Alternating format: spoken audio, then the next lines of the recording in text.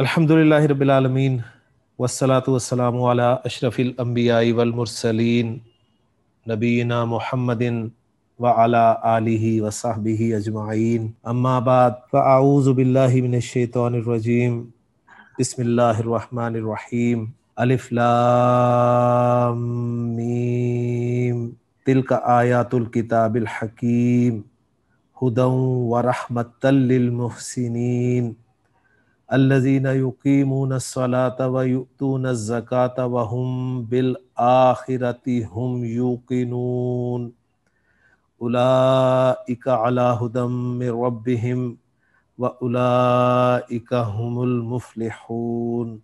सदक़ल्लाहुल अज़ीम।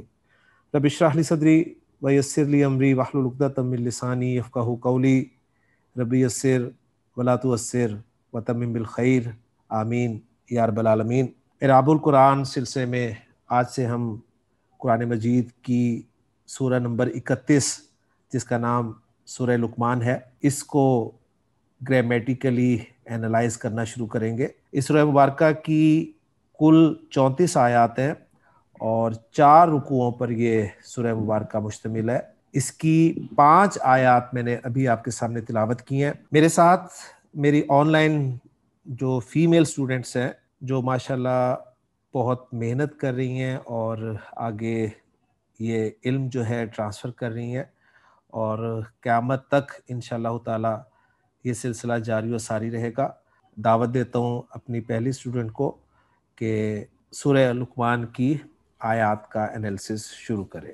अल्हम्दुलिल्लाहि रब्बिल आलमीन कि आज हम अल्लाह की अता की हुई तौफीक के साथ उस्ताद मोहतरम की रहनुमाई में सूरह लुक़मान को शुरू करने जा रहे हैं।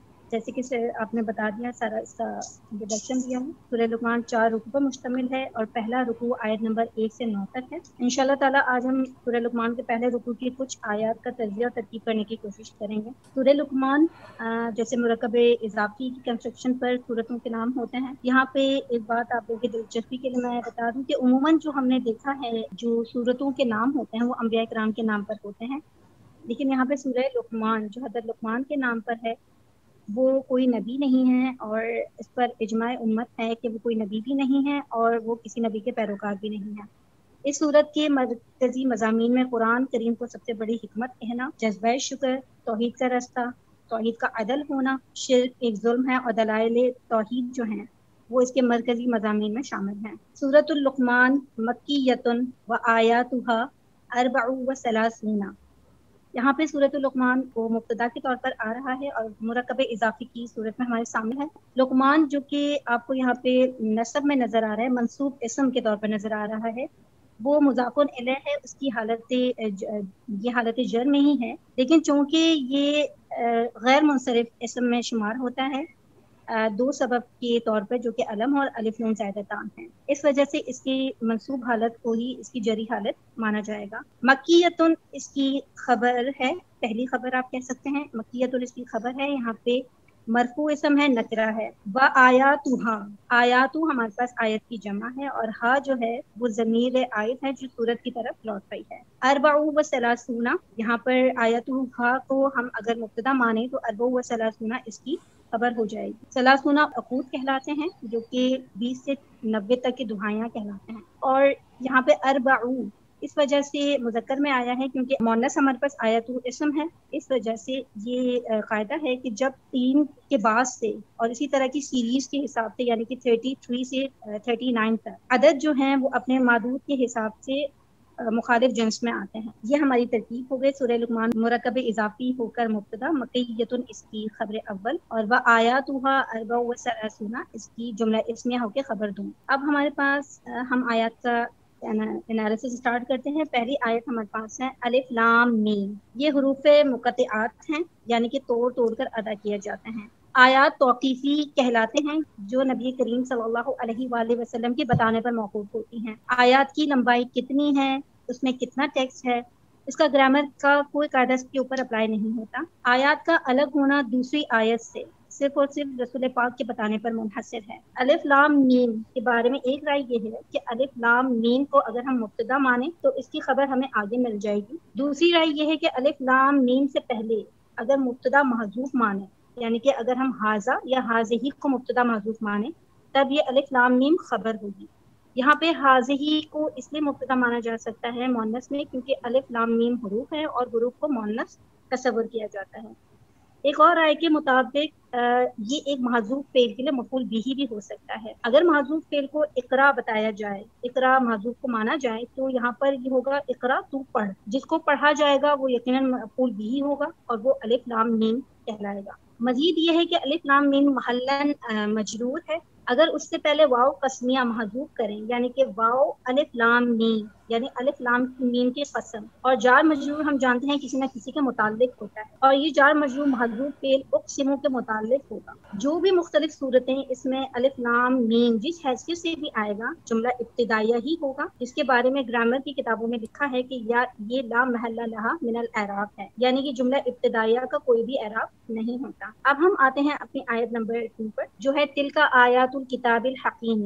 ہمارا جو ایک پیٹرن رہا ہے وہ یہ رہا ہے کہ سب سے پہلے ہم آیات میں سے کلمے کی اقسام کو الگ الگ کر لیتے ہیں. کلمہ بامانہ لفظ ہے اور اس کی 3 اقسام ہیں, فعل, اسم اور حرف. یہاں پر اگر ہم غور کریں تو ہم یہ کہہ سکتے ہیں کہ یہ آیت صرف اور صرف اسما ہی پر مشتمل ہے. تلکا ہمارے پاس اسم ہے, آیات اسم ہے, الکتاب اور الحکیم یہ اسما ہے ہمارے پاس. تلکا کے بارے میں ہم پہلے انالیسس کر لیں تھوڑا. تلکا ہم جانتے ہیں کہ اس میں اشارہ ہے, معرفہ ہے, بعید کا اشارہ ہے اور مؤنث واحد کے لیے استعمال ہوتا ہے. اسماء اشارہ جو واحد اور جمع کے ہوتے ہیں وہ مبنی ہوتے ہیں. اگر ہم جملہ اسمیہ بناتے ہیں تو جملہ اسمیہ کا جزء اول مبتدا ہم تلکا کو بنا سکتے ہیں کیونکہ مبتدا عموماً معرفہ اور مرفوع ہوتا ہے. مبنی اسم کو ہم محلن مرفوع, منصوب اور مجرور قرار دے سکتے ہیں. یہاں تلکا کو مبتدا ماننے کے ہمارے پاس دونوں کنڈیشنز موجود ہیں کہ یہ معرفہ ہے اور مبنی ہونے کی وجہ سے ہم نے اسے مبتدا کے محل میں مرفوع مانا. ترجمہ اس کا جو ہوگا وہ یہ لفظ سے ہوگا. اس طرح کا پیٹرن تعظیم کے لیے آتا ہے کہ جب ہم بعید کا اشارہ استعمال کریں قریب کے لیے, یا تعظیم کے لیے آتا ہے یا ایمفسس کے لیے آتا ہے. دوسرا ہمارے پاس ہے آیات الکتابی, جمع مؤنث سالم مضاف الی المعرفہ ہے. اب یقیناً یہ بات ہمارے علم میں آ گئی ہوگی کہ تلکا اس میں اشارہ کیوں استعمال ہوا, کیونکہ یہ آیات غیر عاقل کی جمع ہے اور جب غیر عاقل کی جمع ہو تب سارا سلوک اس کے ساتھ واحد مؤنث کے حساب سے ہوتا ہے. الحکیمی, حکیمن فاعلون کے وزن پر صفت ہے جو اس میں مبالغہ کا صیغہ ہے. جب مبالغہ کا صیغہ آتا ہے تب اردو کے ترجمے میں بہت لفظ سے ترجمہ کیا جاتا ہے, لیکن کافی جگہ پہ یہ نارمل ترجمہ ملا ہے کہ یہ حکمت والی کتاب کی آیات ہیں. ایک اور ترجمہ مشاہدے میں آیا ہے کہ یہ کمال حکمت والی کتاب کی آیت ہے. ایسا ممکن ہے کہ حکمت جو لفظ ہے وہ خود ہی اپنے اندر مبالغے کا عنصر رکھتا ہو. ترکیب اس کی ہم اس طرح کریں گے, تلکا مبتدا, آیات مضاف, الکتاب مضاف الیہ پلس موصوف, الحکیم صفت, موصوف صفت مل کر مضاف الیہ, آیات مضاف کے لیے, مضاف الیہ مل کر خبر, مبتدا اور خبر مل کر جملہ اسمیہ. یہ جملہ مستانفہ کہلائے گا جو کہ لا محل لہا من الاعراب ہوگا. لا محل لہا من الاعراب کی جو ٹرمینالوجی ہے وہ اگر آپ میں سے کوئی سمجھنا چاہے تو استاد محترم کی جو اعراب القرآن کا جو آپ کے پاس ویڈیوز آئی ہوئی ہیں اس میں جملے کی اقسام اعراب کے لحاظ سے پارٹ 2 میں آپ اس کے بارے میں مکمل تفصیلات جان سکتی ہیں. جی الحمدللہ 2 آیات بڑی تفصیل کے ساتھ, بلکہ میں سمجھتا ہوں کہ مجھ سے بھی زیادہ بہتر انداز میں آپ کے سامنے انالائز کی گئی ہیں. ان میں جو آیت نمبر 1 تھی الف لام میم, اس کو ہم نے سورۃ البقرہ کے بالکل آغاز میں اچھی طرح سمجھا تھا. الحمدللہ وہ ساری باتیں جو ہیں وہ آج دوبارہ آپ کے سامنے آ گئی ہیں. اصل جو آیت تھی ہماری وہ تلک آیات الکتاب الحکیم آیت نمبر 2 تھی. اس میں انالیسس بڑا زبردست ہو گیا. میں اس میں کچھ مزید چیزیں آپ لوگوں کی دلچسپی کے لیے اور آپ کے مزید انالیسس میں نکھار کے لیے آپ لوگوں کے ساتھ شیئر کرنا چاہوں گا. وہ چند چیزیں یہ ہیں کہ آیات الکتابی کو اگر ہم دیکھیں تو ہمارے سامنے عربی زبان کا ایک قاعدہ جو کہ پکا قاعدہ ہے وہ آتا ہے, اور وہ قاعدہ یہ ہے کہ جب بھی 2 اسماء اکٹھے آ جائیں, اس طرح کہ پہلا اسم نکرہ ہو اور دوسرا معرفہ ہو. 2 اسماء اکٹھے آ رہے ہیں, پہلا اسم نکرہ ہے دوسرا معرفہ ہے, تو ترکیب آپ کی 100% مرکب اضافی بنتی ہے. یعنی اگر آپ مضاف اور مضاف الیہ کے رولز اپلائی کیے بغیر 2 اسماء کو اینالائز کر کے کوئی مرکب بنانا چاہیں تو اس کے لیے فارمولہ میں نے آپ کو دے دیا ہے, نکرہ پلس معرفہ. آیات نکرہ, الکتاب معرفہ. اچھا, اب یہاں فوراً آپ کے ذہن میں ایک سوال پیدا ہوگا کہ آیات نکرہ کہاں ہے؟ آیات تو معرفہ ہے. اس لیے کہ معرفہ کی جو ہم نے 7 اقسام پڑھی ہیں اس میں ایک قسم ہے مضاف الی المعرفہ. تو آیات کو جب آپ نے الکتاب کی طرف مضاف بنا دیا، مضاف کر دیا، اضافت دے دی، تو اب آیات بھی معرفہ ہو گیا، وہ نکرہ کہاں رہا؟ تو ذہن میں رکھیے گا، جب بھی ہم کسی اکیلے اسم کے معرفہ یا نکرہ ہونے کا فیصلہ کریں گے تو معرفہ کی جو 5 اقسام ہیں ان میں رکھ کر دیکھیں گے اسے، ٹھیک ہو گیا؟ آیات کو الگ سے لکھ لیں، اور معرفہ کی جو 7 اقسام ہیں، سب سے پہلی بات تو یہ کہ معرفہ کی 7 اقسام آپ کے ذہن میں ہونی چاہیے۔ معرفہ کی 7 اقسام کون کون سی ہیں؟ نمبر 1 اسم علم، نمبر 2 اسم ضمیر، نمبر 3 اسم اشارہ، نمبر 4 اسم موصول، نمبر 5 معرف باللام، نمبر 6 معرف بالندا، نمبر 7 مضاف الی المعرفہ، ٹھیک ہے؟ لیکن مضاف الی المعرفہ میں معرف بالندا کو چھوڑ کر باقی 5 کی طرف اضافت جو ہے وہ کسی نکرہ کو معرفہ بنا دیتی ہے۔ تو آیات اگر الگ سے آپ لفظ رکھیں اور اس کو اینالائز کریں تو دیکھیں آیات نہ تو علم ہے، نہ ضمیر ہے، نہ اشارہ ہے، نہ موصول ہے، نہ ہی اس پہ الف لام داخل ہوا ہے، تو یہ نکرہ ہوا۔ آیات نکرہ ہو گیا، اس کے بعد الکتاب آپ کا اسم آ رہا ہے جو کہ معرفہ ہے، اور یہ معرفہ کی قسم معرف باللام ہے، لہٰذا نکرہ پلس معرفہ از ایکل ٹو مرکب اضافی 100%۔ تو یہ فارمولہ آپ کو انشاءاللہ تعالی بہت مدد دے گا، یہ پکا قاعدہ ہے، اس کو نوٹ کر لیں۔ اس کے بعد قاعدہ نمبر 2، قاعدہ نمبر 2 ہے معرفہ پلس معرفہ عام طور پر مرکب توصیفی بنتا ہے۔ یہ عام طور پر میں نے اس لیے کہا ہے کہ بعض اوقات معرفہ پلس معرفہ جملہ اسمیہ بھی بن جاتا ہے، وہ صورت میں بنتا ہے جب آپ خبر معرفہ لانا چاہتے ہیں۔ تو معرفہ پلس معرفہ از ایکل ٹو مرکب توصیفی۔ تو اب یہاں پر دیکھیں الکتاب بھی معرفہ ہے، الحکیم بھی معرفہ ہے، تو یہ مرکب توصیفی بن رہا ہے۔ تو بڑا خوبصورت انالیسس ہو جائے گا کہ الکتاب الحکیم مرکب توصیفی ہے اور آیات جو ہے وہ مضاف ہے، صحیح؟ تو یہ پوری کنسٹرکشن جو ہے، ہم اینڈ پہ جو کنسٹرکشن بنتی ہے نا اس کے حساب سے رزلٹ نکالتے ہیں کہ یہ مرکب اضافی بنا، اور یہ مرکب اضافی جو ہے یہ خبر بن رہا ہے تلکا مبتدا کی، اور تلکا مبتدا اپنی خبر کے ساتھ مل کر جملہ اسمیہ بن گیا ہے۔ انالیسس الحمدللہ سارا آپ کے سامنے ہو گیا۔ میں نے اس میں تھوڑا سا جو ہے وہ مزید اس کو آپ کے لیے قواعد یاد کرا کے آسان کرنے کی کوشش کی ہے، امید ہے کہ یہ انشاءاللہ تعالی آپ کے لیے مفید ثابت ہوگا۔ اب اس میں ایک سوال یہ پیدا ہوتا ہے کہ آیات لفظ جو ہے یہ مرفوع استعمال ہوا ہے، اور مرفوع استعمال ہونے کی وجہ کیا ہے کہ خبر جو ہے وہ مرفوع ہوتی ہے۔ تلکا یہاں پر محلن مرفوع ہے۔ جو مبنی اسما ہوتے ہیں نا ان کا اعراب ہمیشہ محلن ہوتا ہے، کیونکہ عام طور پہ جو اعراب مان لیا گیا ہے نا، گرامر والوں نے جو اعراب مان لیا ہے انہوں نے پیش کو مرفوع مان لیا ہے، زبر کو منصوب مان لیا ہے، اور زیر کو مجرور مان لیا ہے، ٹھیک ہے؟ تو بیسک اعراب اگر دیکھا جائے تو یہی بنتا ہے، لیکن چونکہ یہ کنفیوز کرتا تھا اس لیے ہم نے بالکل دوسرے انداز سے اپنے بیسک کورس میں اور ایڈوانس کورس میں اعراب کو سمجھنے کی کوشش کی، اور میں سمجھتا ہوں کہ الحمدللہ شاید اسی وجہ سے ہمیں کچھ اعراب جو ہے وہ سمجھ میں آنے لگ گیا۔ اب تلکا کے آخر میں جو کاف پہ زبر ہے، دیکھیں زبر دیکھتے ہی ہر شخص جو ہے وہ اگر پیش کو رفع، زبر کو نصب اور زیر کو جر کہے گا تو یہاں پر تلکا کو لازماً وہ کہے گا کہ جی یہ منصوب ہے، صحیح ہے؟ تو ہر اسم کی جو اعراب کی کیٹیگری ہے وہ ڈیفرنٹ ہے، اس لیے میں کہتا ہوں کہ ہر اسم کا اپنا اعراب ہے۔ آپ کو پتا ہونا چاہیے کہ جو واحد اور جمع مکسر اسماء ہیں ان کا اعراب تو مرفوع پیش کے ساتھ آتا ہے، منصوب زبر کے ساتھ آتا ہے، مجرور زیر کے ساتھ آتا ہے، لیکن مثنیٰ کا اعراب جو ہے وہ مرفوع آنی کی آواز کے ساتھ اور منصوب اور مجرور عینی کی آواز کے ساتھ۔ جمع سالم مذکر کا اعراب مرفوع اونا آواز کے ساتھ، منصوب اور مجرور اینا آواز کے ساتھ۔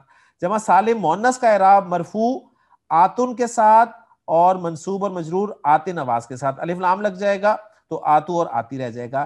پھر جو اسماء اشارہ ہے ان کا اپنا اعراب ہے، ضمائر کا اپنا اعراب ہے، اسماء موصولہ کا اپنا اعراب ہے، یعنی اسماء کی جتنی بھی کیٹیگریز ہیں ان تمام کیٹیگریز کا اپنا اپنا اعراب ہے، لہٰذا ہمیں ہر کیٹیگری کا اعراب جو ہے وہ اچھی طرح سمجھنا چاہیے۔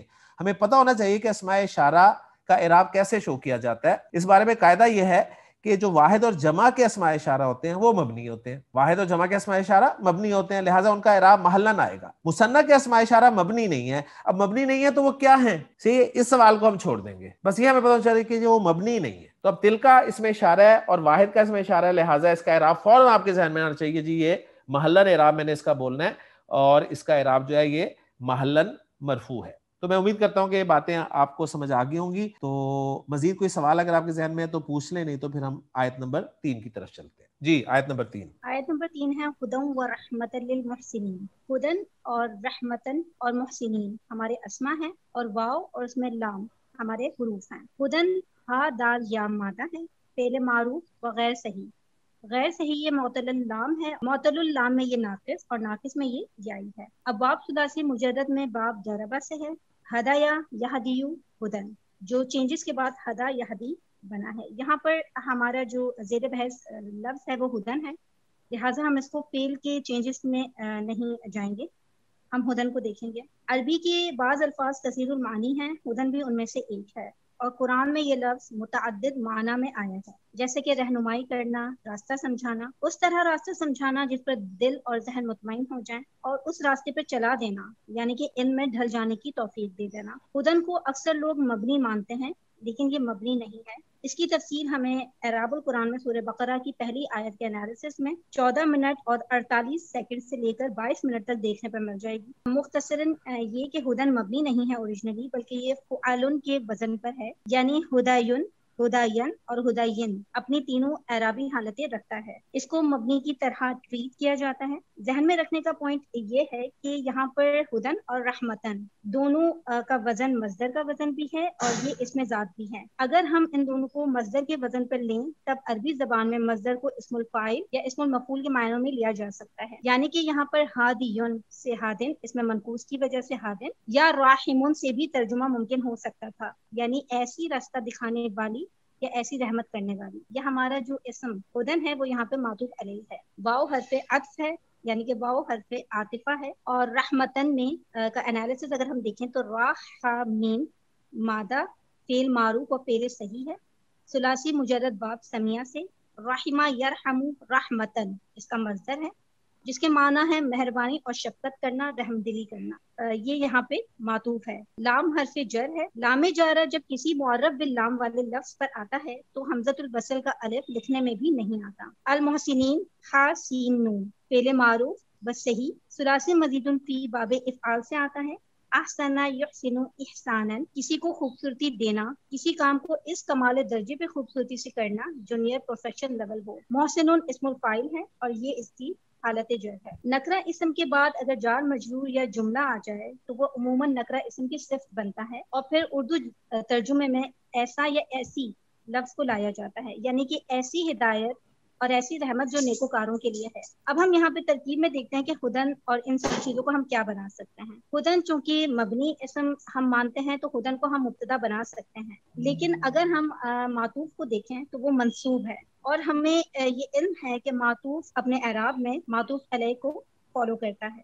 اس صورت میں ہمیں یہ علم ہو چکا کہ ہدن ہمارے پاس منصوب اسم ہے. ہم للمحسنین کو ہدن اور رحمت کی صفت بنا سکتے ہیں، کیونکہ وہی قاعدہ ہمارا کہ نکرہ اسم کے بعد اگر جار مجرور یا جملہ آ جائے تو عموماً نکرہ اسم کی صفت بنتا ہے. اب ہم ہدن و رحمت للمحسنین یعنی کہ یہ موصوف صفت کو ملا کر کیا بنا سکتے ہیں. ہم موصوف صفت کو ملا کر، جو کہ ہم اگر اس کو محلن منصوب مانیں تو ہم اس کو حال بنا سکتے ہیں محسنین کا. حال کے لیے عموماً ہمیں معرفہ اسم ریکوائرڈ ہے، جو کہ المحسنین کی صورت میں ہمارے سامنے ہے. یہاں پر میں آپ کو روکوں گا اس لیے کہ آپ ہدن و رحمتن کو حال بنا رہی ہیں المحسنین کا.